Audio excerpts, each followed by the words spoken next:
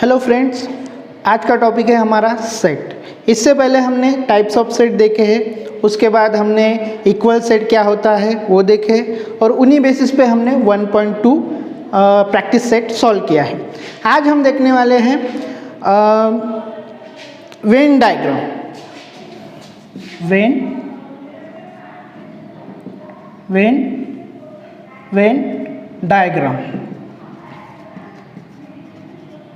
Venn diagram. अब ये Venn diagram क्या होता है? जैसे हम जब स्टैटिस्टिक में डाटा कलेक्शन करते हैं उसका रिप्रेजेंटेशन हम जैसे बार ग्राफ में या फिर किसी ग्राफिकल रिप्रेजेंटेशन में करते हैं तो उसे हमें जल्दी पता चलता है कि वो उस डाटा का एनालिसिस क्या है। जैसे किस ओवर में कितने रन्स हुए हैं हम वो बार ग्राफ से डिसाइड करते हैं। जैसे बड़ी बिल्डिंग दिखी, इट मीन्स उस ओवर में ज़्यादा रन हो चुके हैं। तो ऐसा ही सेट का रिप्रेजेंटेशन होता है जिसको हम क्या बोलते हैं, वेन डायग्राम। मतलब सेट को ग्राफिकली रिप्रेजेंट करना हो तो उसके लिए हम वेन डायग्राम यूज़ करते हैं। तो ये Venn diagram firstly British logist John Venn, इन्होंने सबसे पहले उसका यूज़ किया था to represent the set and it is use for the find out the relation between two sets. मतलब इजी हो जाता है। अगर आप सेट का रिलेशन आइडेंटिफाई करना चाहते हो तो वेन डायग्राम से हम इजीली बता सकते हैं उनका रिलेशन क्या है। ठीक है, तो वेन डायग्राम जैसे मान लो set A is a set 1 2 3 4 5, okay, और दूसरा सेट मैं लेता हूँ 4 5 का, ओके। अब देखो यहाँ पे दो सेट गिवन है, ठीक है, पर इन दोनों का रिलेशन क्या है ये हमें उनके एलिमेंट पहले देखने पड़ेंगे। कौन से सेट में कौन से एलिमेंट, इनका रिप्रेजेंटेशन हम ग्राफिकली करते हैं या फिर डायग्रामेटिकली करते हैं तो हम इजीली अंडरस्टैंड करते हैं। वेन डायग्राम, अगर हमें सेट को वेन डायग्राम में रिप्रेजेंट करना है तो हम कोई भी क्लोज शेप यूज कर सकते हैं। जैसे सर्कल लो, इलिप्स लो, रेक्टेंगल, स्क्वायर, ट्रायंगल, कोई भी शेप हम यूज करते हैं। लेकिन जनरली रेक्टेंगल का शेप हम यूनिवर्सल सेट के लिए यूज करते हैं। अब यूनिवर्सल सेट क्या होता है ये हम आगे पढ़ने वाले हैं, ठीक है। तो अगर ये सेट मुझे वेन डायग्राम में रिप्रेजेंट करना है तो मैं क्या करूँगा, एक सर्कल लूँगा, सॉरी इलिप्स है, इलिप्स में हम कौन सा सेट दिखा रहे हैं, सेट ए 1 2 3 4 5, ये इसके एलिमेंट हुए, ठीक है। तो ये सेट कौन सा है, ए। अब ये पूरे के पूरे एलिमेंट किस में है, उस डायग्राम में, वेन डायग्राम में। अब हमें बी भी दिखाना है तो ये दूसरा सर्कल ले लिया मैंने। तो ऐसे रिप्रेजेंटेशन करते हैं सेट का वेन डायग्राम में, तो इसे बोला जाता है Venn diagram. The British logist John Venn firstly use this Venn diagram to represent the set for what, in order to understand what is the relation between two sets. Okay, दो set में relation क्या है ये समझने के लिए, understand करने के लिए उन्होंने वेन डायग्राम यूज़ किया था, ठीक है। तो अब देखो, अब इसी में मैं दूसरा टॉपिक आपको समझा के देता हूँ। हमारा दूसरा टॉपिक है सबसेट। अब सबसेट क्या होता है, ठीक है। सबसेट मान लो एक बड़ी सी चीज़ है, उसका छोटा सा पार्ट। जैसे हमारा स्कूल है, ओके, तो स्कूल एक बड़ा सेट हो गया और 9 क्लास उसका एक छोटा सा पार्ट है। तो 9 क्लास को हम सबसेट ऑफ आवर स्कूल बोल सकते हैं। तो यहाँ पे देखो, यहाँ पे ए इज अ सेट, मतलब बड़ा वाला सेट ए है और बी छोटा वाला सेट है, मतलब बी सेट ही ए का पार्ट है। तो बी को हम ए का सबसेट बोल सकते हैं क्योंकि ए का ही छोटा सा पार्ट क्या है, बी है। तो B is a subset of A. तो लिखते समय हम कैसे लिखेंगे, B is a subset of A, okay, B is a subset of A.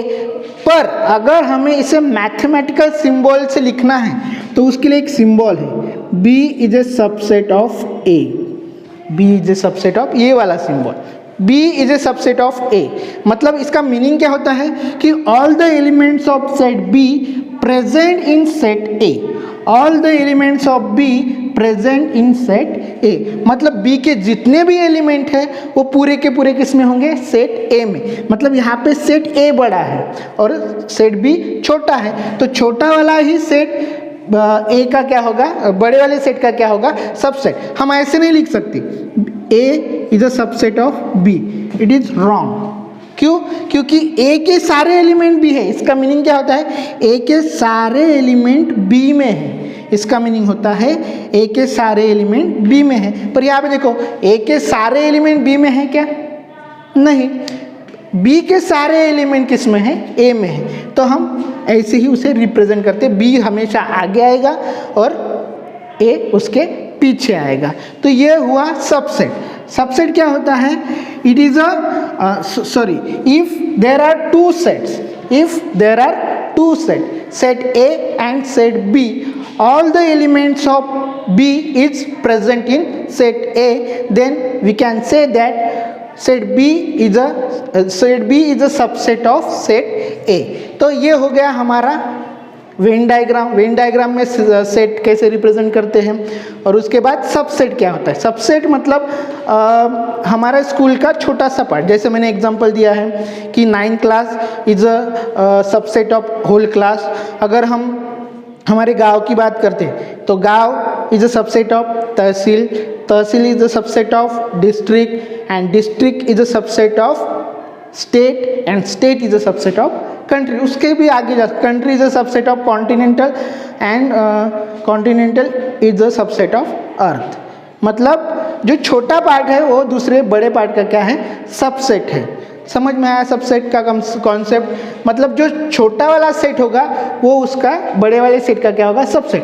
पर कब, जब all elements of set be present in set A, all element, पूरे के पूरे एलिमेंट अगर ए में हैं छोटे वाले सेट के, तभी वो छोटा वाला सेट बड़े वाले सेट का क्या होगा, सबसेट होगा। ठीक है, अब एग्जांपल लेते हैं। हमें पता है नेचुरल नंबर, अगर हम नेचुरल नंबर का सेट बनाएंगे तो सेट क्या आएगा, 1 2 3 4 5 6 and so on. Okay, then उसके बाद होल नंबर, होल नंबर 0 से स्टार्ट होते हैं, 1 2 3 4 5 6 सो ऑन। ठीक है, उसके बाद इंटीजर्स -3 -2 -1 0 1 2 3। ओके, यहाँ पे ध्यान दो, अगर हम ये जो सारे हमारे सेट्स है, नंबर्स के सेट है, अगर इनमें रिलेशन हमें फाइंड आउट करना है कि कौन किसका सबसेट है, तो बताओ नेचुरल नंबर का सेट क्या है, 1 से स्टार्ट हो रहा है, लेकिन इसके सारे एलिमेंट किस में है, होल नंबर में है। तो क्या बोलेंगे हम, natural number is a subset of whole number. बराबर है, नेचुरल नंबर, क्योंकि नेचुरल नंबर के पूरे एलिमेंट किस में है, होल नंबर में, तो natural number is a subset of whole number. वैसे ही होल नंबर के पूरे एलिमेंट कहाँ पे आएंगे, कहाँ पे आएंगे, पूरे के पूरे एलिमेंट कहाँ पे आएंगे, इंटीजर्स में, 0 1 2 3। यहाँ से देखो, यहाँ पे पूरे एलिमेंट आ जाएंगे, और एक्स्ट्रा क्या है, माइनस वाले एलिमेंट, मतलब इसके पूरे एलिमेंट किस में है, इंटीजर में। तो छोटा वाला सेट कौन सा हुआ, होल नंबर का, और बड़ा वाला सेट क्या हुआ, इंटीजर्स। तो हम ऐसे भी बोल सकते हैं कि whole number is a subset of integers, whole number is a subset of integers. और सबका सेट मतलब रियल नंबर सबसे बड़े, combination of all the numbers is called as a real number. Real number में सब नंबर आ गए, whole number, natural number, integers, rational number. तो हम कह सकते हैं कि integer is a subset of real number, integers is a subset of real number. ये भी कह सकते हैं natural number is a subset of real number, whole number is a subset of real number, and integers also subset of real number. मतलब जितने भी type के number है वो सबसेट किसके हैं, रियल नंबर के, क्योंकि रियल नंबर क्या है, सबसे बड़ा वाला सेट है। तो ये सारे सबसेट किसके होंगे, रियल नंबर के। तो सबसेट का कॉन्सेप्ट समझ में आया, ठीक है। अब उसकी कुछ प्रॉपर्टीज़ गिवन है, ठीक है, उसकी कुछ प्रॉपर्टीज़ गिवन है, 4 प्रॉपर्टीज़ गिवन है आपके बुक में। सबसे पहली प्रॉपर्टी गिवन है वहाँ पे कि every set is a subset of itself. मतलब हर सेट खुद का क्या होता है, सबसेट होता है। जैसे मान लो सेट ए 1 2 3, ठीक है, ये सेट है, तो ये खुद का क्या होगा, सबसेट होगा। क्योंकि अगर दूसरा भी सेट, क्या बोला है उन्होंने, every set is a subset of itself, मतलब ये खुद का क्या होगा, सबसेट होगा, ठीक है। दूसरी प्रॉपर्टी गिवन है empty set is a subset of every set. Empty set, अब एम्प्टी सेट हमने कल ही पढ़ा था। एम्प्टी सेट में क्या होता है, there is no single element, मतलब उसमें एक भी एलिमेंट नहीं होता, वो खाली होता है, ठीक है। फाइव से डिनोट करते हैं, तो five is a subset of, यहाँ पे बोलेंगे कि every subset is a itself, subset of itself, every set is a subset of itself. और empty set is a subset of every set, मतलब कोई भी सेट ले लो, एम्प्टी सेट। अगर यहाँ पे एम्प्टी सेट 5, एक भी एलिमेंट नहीं है, तो ये किसका सबसेट होगा, किसी भी सेट का एम्प्टी सेट क्या होता है, सबसेट होता है, क्योंकि वहाँ पे एक भी एलिमेंट नहीं होता। तो ये दूसरी प्रॉपर्टी है, empty set is a subset of every set, ठीक है। Empty set is a subset of every set, और ये every set is a subset of itself, खुद का वो क्या होता है, सबसेट होता है। तीसरी property, if A equal to B, अगर दो सेट है, if there are 2 set and these 2 sets are equal, then what, A is a subset of B and B is a subset of A, E is a subset of B and B is a subset of A। कैसे, देखो यहाँ पे अगर A है, suppose मान लो 1 2 3, A set है और दूसरा सेट है B, क्या है 2 3 1, ये दूसरा सेट है, ठीक है। सेट ए में क्या है, एलिमेंट 1 2 3, और बी में क्या है 2 3 1। अब इक्वल सेट का कॉन्सेप्ट हमने कल ही पढ़ा, प्रीवियस वीडियो में पढ़ा था, तो उसमें क्या बताया था इक्वल सेट के बारे में, कि if all the elements of set A is in B and all the elements of set B is in A, then we can say that the 2 sets are equal. यहाँ पे देखो 1 1 2 2 और 3, मतलब पूरे के पूरे एलिमेंट, दोनों सेट में पूरे एलिमेंट क्या है, सेम है, मतलब ये दोनों क्या है, इक्वल सेट है। पर यहाँ पे क्या, ये द 2 सेट्स आर इक्वल, तो ये एक दूसरे के क्या होंगे, सबसेट होंगे। सबसेट होना है क्योंकि इसके पूरे एलिमेंट किस में है, सेट ए में, और सेट ए के पूरे एलिमेंट किस में है, सेट बी में। तो हम बोल सकते हैं कि A is a subset of B and B is a subset of A, ठीक है। A is a subset of B, क्योंकि हमने सबसेट का कॉन्सेप्ट क्या बोला कि बी के पूरे एलिमेंट किस में होने चाहिए, ए में, तो B is a subset of A, और ए के एलिमेंट पूरे एलिमेंट किस में, बी में भी है, तो B also subset of A, ठीक है। ये हो गई तीसरी प्रॉपर्टी। देन नेक्स्ट प्रॉपर्टी है हमारी, नेक्स्ट प्रॉपर्टी इसकी उल्टा, इसका जस्ट अपोजिट, मतलब अगर A is a subset of B and B is a subset of A, then 2 sets are equal, A equal to B, A equal to B। अगर ये दो इसका उल्टा ही किया उन्होंने, सिर्फ यहाँ पे क्या दिया था, 2 sets are equal, then A is a subset of B and B is a subset of A। और यहाँ पे क्या बोला उन्होंने कि अगर A is a subset of B and B is a subset of A, then 2 sets are equal। Okay, तो these are the 4 properties for a subset.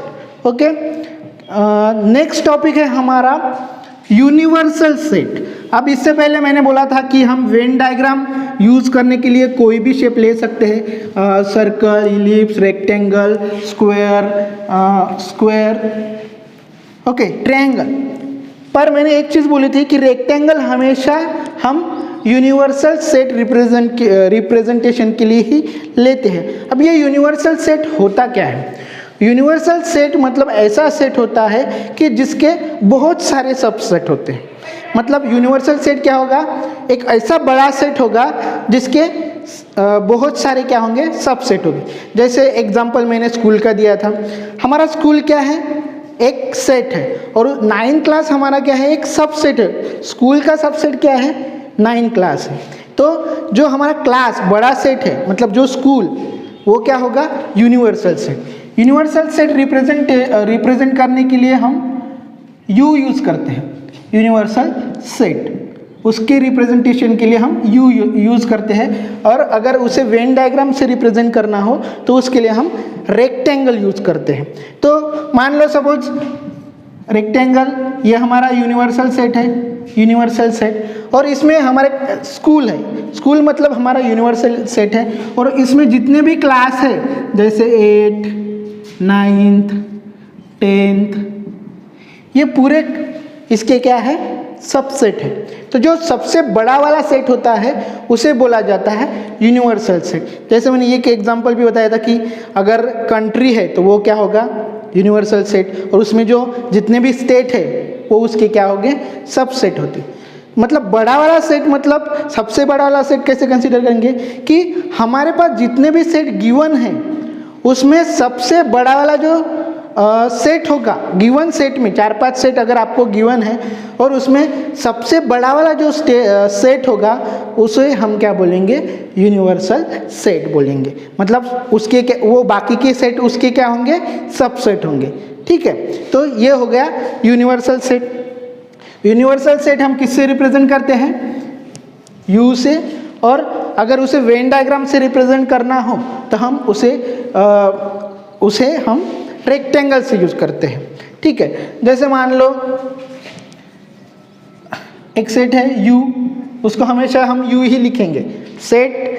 बाकी मैंने क्या बोला था कि अगर सेट को रिप्रेजेंट करना है तो हम कोई भी अल्फ़ाबेट यूज कर सकते हैं, कैपिटल वाला, लेकिन अगर यूनिवर्सल सेट रिप्रेजेंट करना हो तो उसके लिए हम कैपिटल यू ही यूज करते हैं, और अगर डायग्रामेटिकली दिखाना हो तो रेक्टेंगल ही यूज करते हैं। तो सपोज मान लो एक सेट है 1 2 3 4 5 6 7 8 9 9 10, ये क्या है, हमारा यूनिवर्सल सेट है।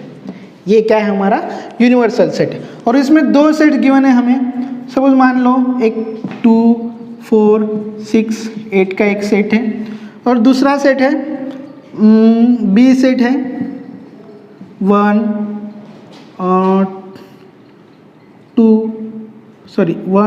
3 4 1 3 5, ये दूसरा सेट है हमारा। तो अगर हमें इसे डायग्रामेटिकली या वेन डायग्राम में रिप्रेजेंट करना है तो कैसे करेंगे। मैंने क्या बोला था कि यूनिवर्सल सेट हमेशा हम किस में लिखते हैं, रेक्टेंगल में, क्योंकि यूनिवर्सल सेट क्या होता है, बड़ा वाला सेट होता है, और ये जो 2 सेट है वो उसके क्या होते हैं, सबसेट होते हैं। ए भी इसका सबसेट है। कैसे, देखो 2 4 6 8 इसमें है all the elements of set A is in U, मतलब A is a subset of U. Okay, और बी के भी पूरे के पूरे एलिमेंट सेट यू में है 1 3 5, तो B also subset of U. इसके all the elements of A is in U, all the elements of B is in you.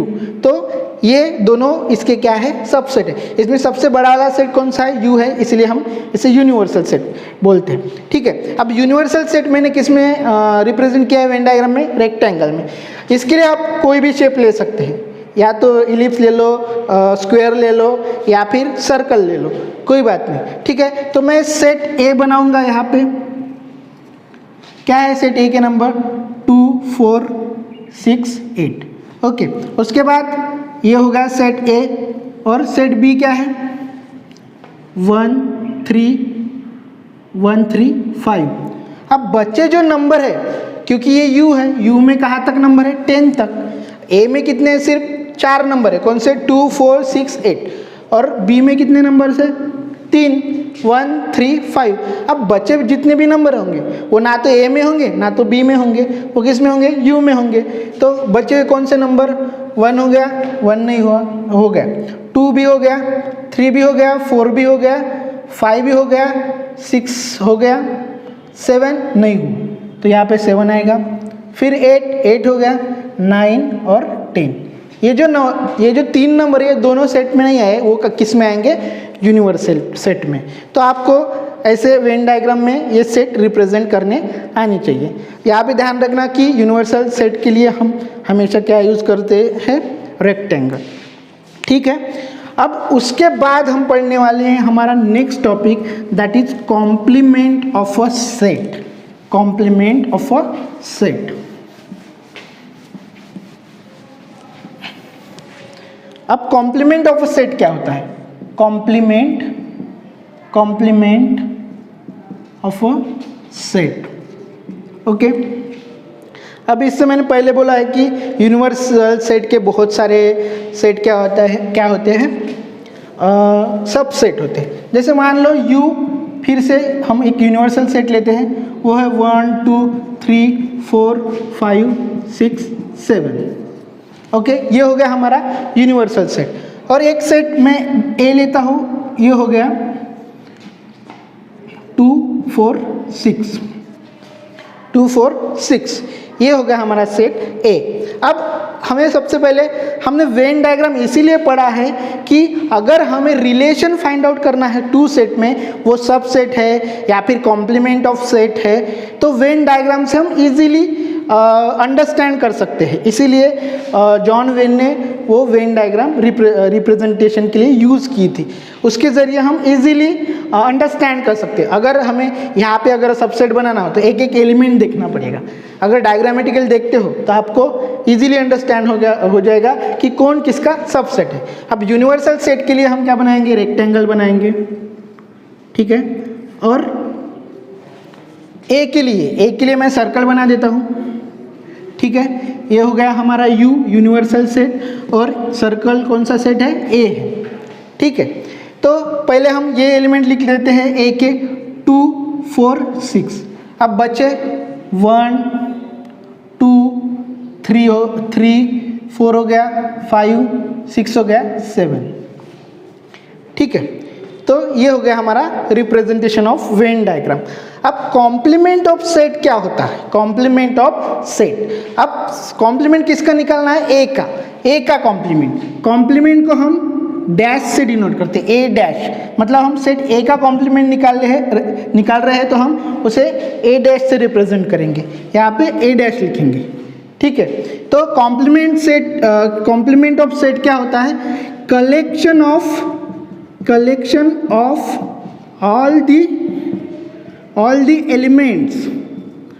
all the elements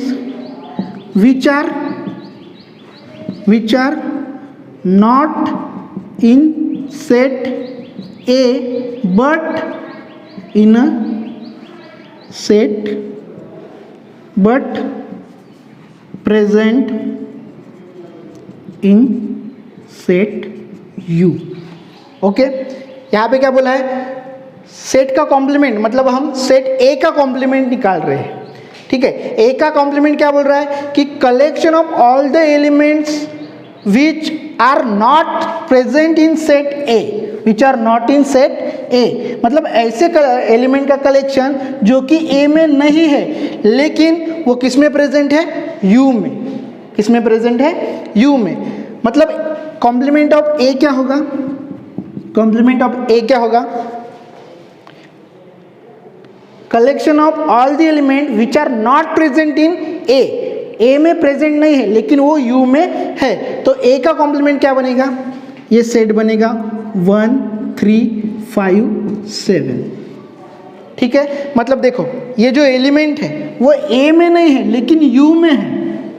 ए में नहीं है लेकिन यू में है, तो उसे बोला जाता है कॉम्प्लीमेंट ऑफ सेट। यहाँ पे मैंने ए कॉम्प्लीमेंट क्यों लिखा? क्योंकि हम सेट ए का कॉम्प्लीमेंट निकाल रहे हैं इसीलिए। और सपोज यहाँ पे बी सेट होता है तो हम क्या लिखते हैं यहाँ पे? B complement. अगर सी होता है तो सी कॉम्प्लीमेंट, मतलब जिस सेट का हम कॉम्प्लीमेंट निकाल रहे हैं उसको हम क्या बोलेंगे? उस सेट का कॉम्प्लीमेंट। ठीक है, अब यहाँ पे देखो, अगर बी कॉम्प्लीमेंट का अगर फिर से कॉम्प्लीमेंट निकालेंगे तो बी कॉम्प्लीमेंट का कॉम्प्लीमेंट।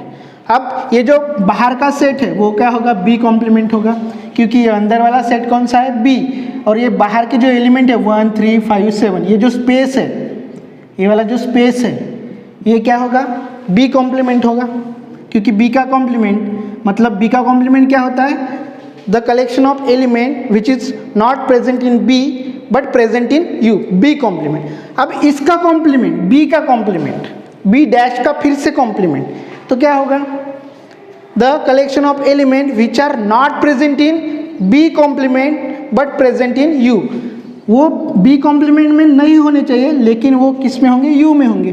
तो बी कॉम्प्लीमेंट में कौन से है, 1 3 5 7, पर इसमें नहीं होने चाहिए लेकिन यू में होने चाहिए, तो 2 4 6। तो ये बी कॉम्प्लीमेंट का कॉम्प्लीमेंट क्या बनेगा, 2 4 6, और ये सेट कौन सा है, ए है, सॉरी यहाँ पे अगर हम बी ले रहे हैं तो ये बी है, तो मतलब बी का कॉम्प्लीमेंट का कॉम्प्लीमेंट क्या होता है, हमेशा बी होता है। मतलब कॉम्प्लीमेंट को अगर कॉम्प्लीमेंट किया तो वो पहले वाला ही सेट आता है।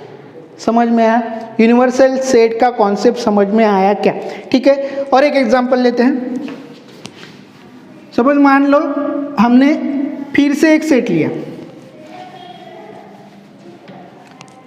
दूसरा ए इसे ए कर दो, और बी सेट ले लो 6 7, इसमें दो ही एलिमेंट है 6 7। अगर हमें इसे डायग्रामेटिकली रिप्रेजेंट करना है तो U is a universal set,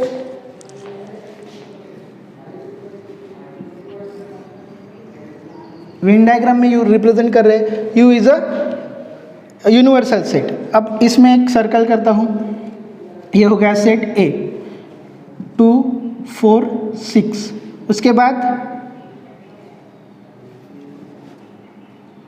7 मत लो, यहाँ पे 1 लो, 1 7, दूसरा B 1 7, ठीक है 1 7। अब कौन से बचे, 1 भी हो गया, 2 भी हो गया, 3 नहीं हुआ, बाहर आएगा, 4 हो गया, 5 नहीं हुआ, बाहर आएगा, फिर 6 हो गया, 7 भी हो गया। मतलब ये जो दो एलिमेंट है वो दोनों सेट में नहीं है पर वो यूनिवर्सल सेट में है। अब देखो यहाँ पे कॉम्प्लीमेंट कैसे निकालेंगे, यहाँ पर तो दो सेट है।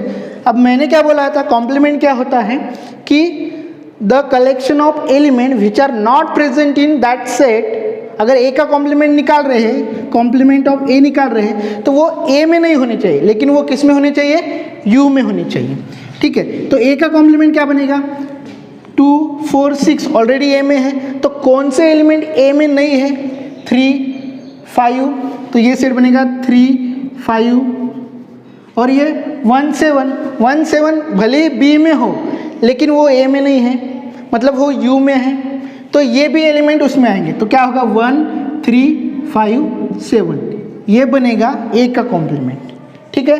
अब बी का कॉम्प्लीमेंट बनाना है, बी का कॉम्प्लीमेंट मतलब क्या आएगा, the element collection of element does not present in B but present in U में होनी चाहिए लेकिन बी में नहीं होनी चाहिए। तो कौन से एलिमेंट आएंगे, ये आएगा 2 3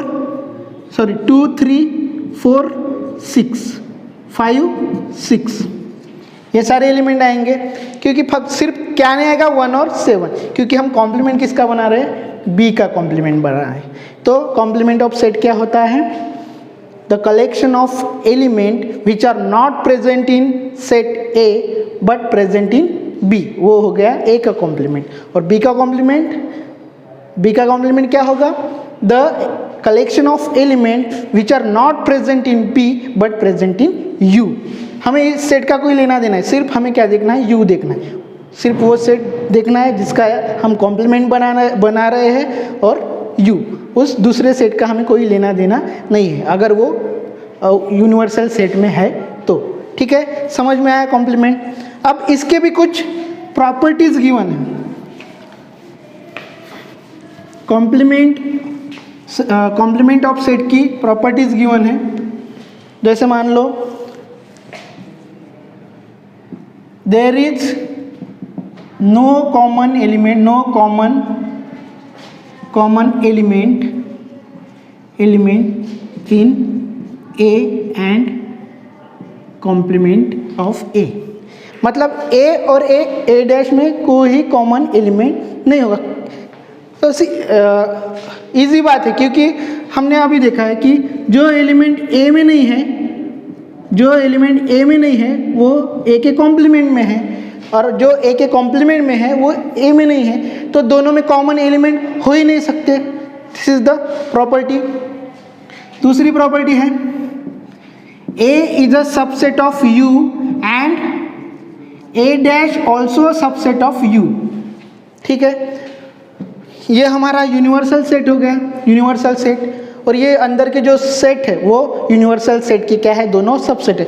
उसमें ए भी यू का सबसेट है, और वो जो ए डैश जो कॉम्प्लीमेंट ऑफ ए निकाला है वो भी क्या है, यू का सबसेट है। तो this is our second property. ठीक है, थर्ड प्रॉपर्टी है complement of set, complement of universal set is empty set। Complement of universal set is U का कॉम्प्लीमेंट क्या होता है, एम्प्टी सेट होता है। एम्प्टी सेट हम फाइव से रिप्रेजेंट करते हैं। यूनिवर्सल सेट का कॉम्प्लीमेंट क्या होता है, एम्प्टी सेट। अब यूनिवर्सल सेट तो हमारा पूरा सेट है, जो बड़ा सेट है उसे हम यूनिवर्सल सेट बोलेंगे। अगर उसका कॉम्प्लीमेंट निकालना है तो क्या करना पड़ेगा, बाहर जाना पड़ेगा, बाहर इसमें जितने भी एलिमेंट है उसके बाद, क्योंकि कॉम्प्लीमेंट मतलब उस सेट में वो एलिमेंट नहीं होने चाहिए। अगर यू का ही कॉम्प्लीमेंट बना रहे हैं तो हमें उसके बाहर निकालना पड़ेगा, तो बाहर एक भी एलिमेंट है क्या, नहीं, तो उसका कॉम्प्लीमेंट क्या होगा, एम्प्टी सेट होगा। ठीक है, वैसे इसका opposite complement of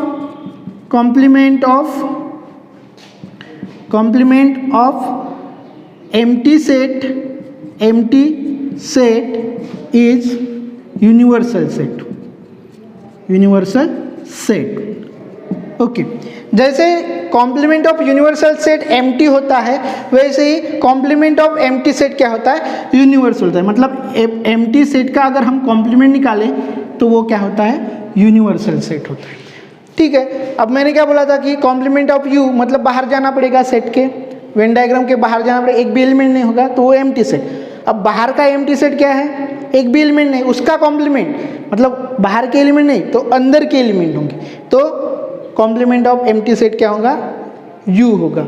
and this is our topic universal set. अब हम नेक्स्ट वीडियो में पढ़ने वाले हैं, इसकी ही बेसिस पे हम सॉल्व करेंगे प्रैक्टिस सेट 1.3। Thank you.